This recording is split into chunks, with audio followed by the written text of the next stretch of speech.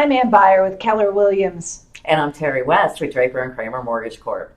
Today we want to talk to you about seller assist, and we're going to talk about it right now.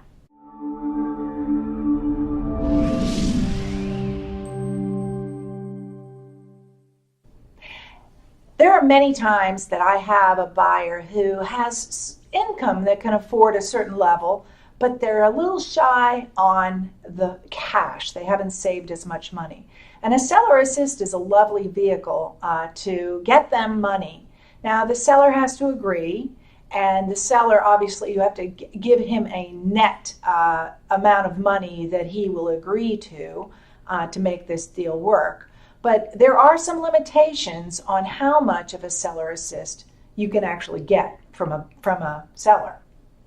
And some of those options, they come into play with how much are you putting down. So if you're putting less than 10% down, you can only get 3% on a conventional or a Fannie Mae or Freddie Mac loan. If you're doing a government loan, you can get as much as 6% if you're putting less than 10% down.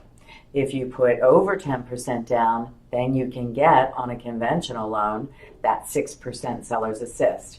But again, like you said, Ann, it is all up to the seller and what they need to net out of the sale of that home in order to be able to do that. So it doesn't work all the time, but it can come into play and it can be an option for you. What I found is it's not so likely to be able to get that for a house that's been on the market for 3 hours and you're the first people in the door.